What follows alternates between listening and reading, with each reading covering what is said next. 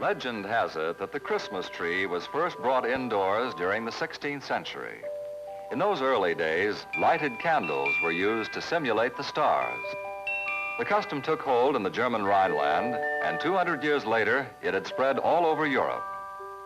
The tree was first used in the United States about the time we gained our independence. Popularity of the custom in this country spread rapidly, and with the development of electric lighting, the stars gleamed anew.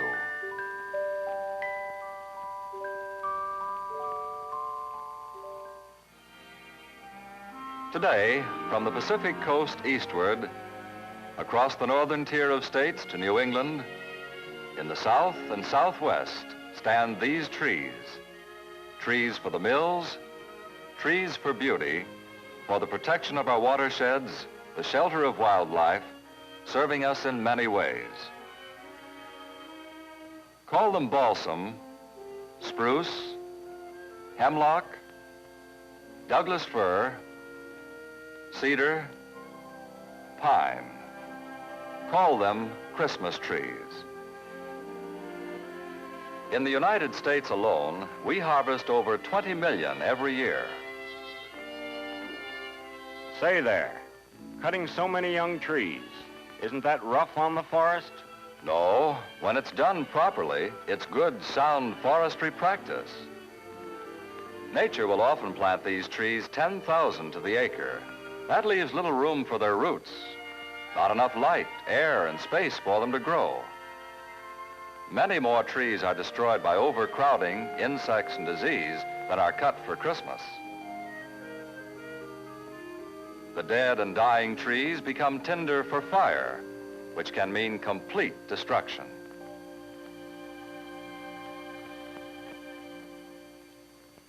And of course, trees needed for scenic beauty, shade, and rest for the traveler should never be cut for Christmas. Many Christmas trees first start life in federal, state, and private operated nurseries. Trees from private and state nurseries are sold to farmers and other landowners who plant them on idle acres not suited for pasture or growing other farm crops.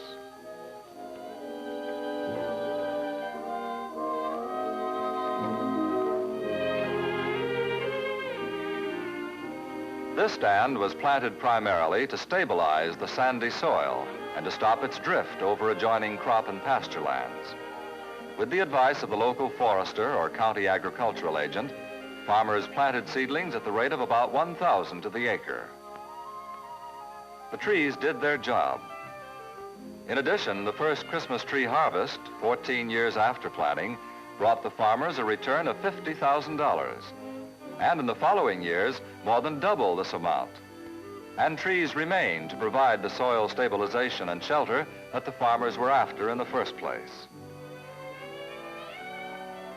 On many of the 152 publicly owned national forests, Christmas trees, as well as big timber, are grown under long-term management plans. The sale of these trees and other national forest products means local jobs because the cutting and marketing is done by private operators. 25% of the money the government receives is returned to the county where the trees grew.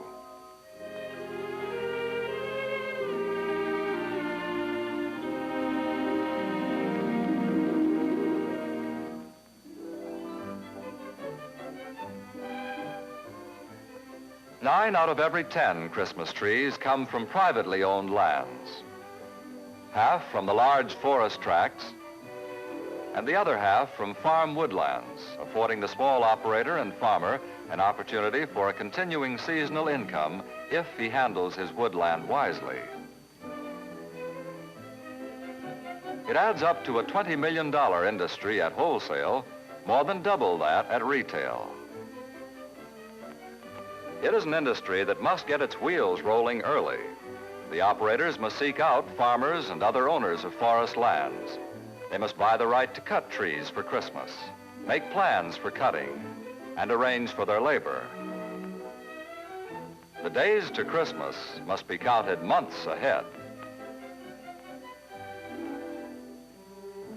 The proper harvest in the natural forest and in most Christmas tree plantations is really a thinning operation.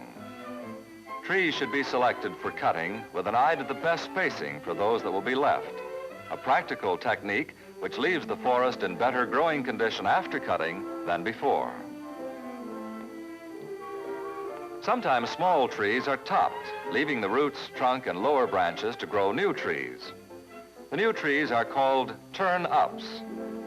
This method, known as stump culture, requires time and care.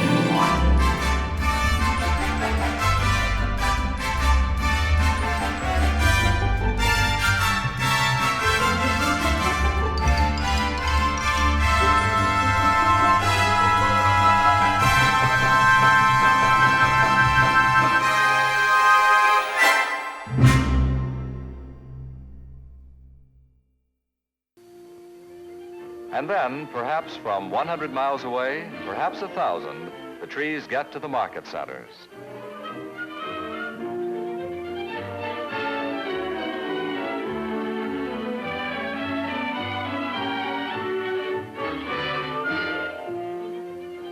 And now, just one step from the scene of their final glory.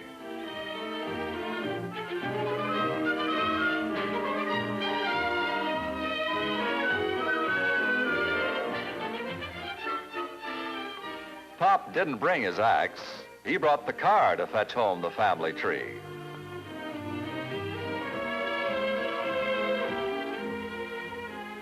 So home she goes.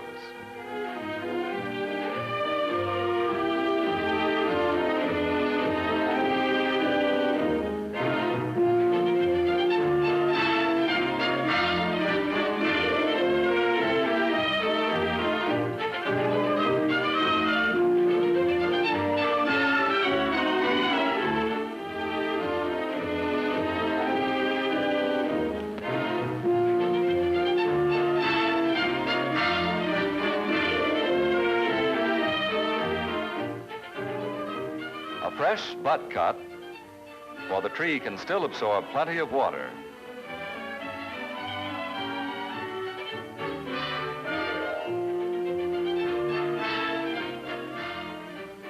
With the sprinkling on the boughs and stored in a cool, shady place, the tree stays fresh and aromatic.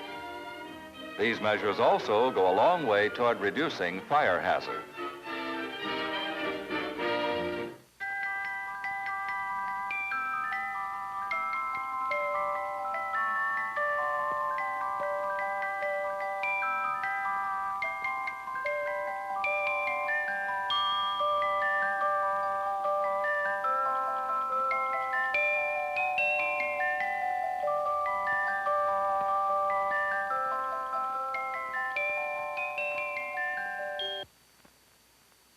And so the Christmas tree finally comes into its own. What more wonderful destiny for a tree than this?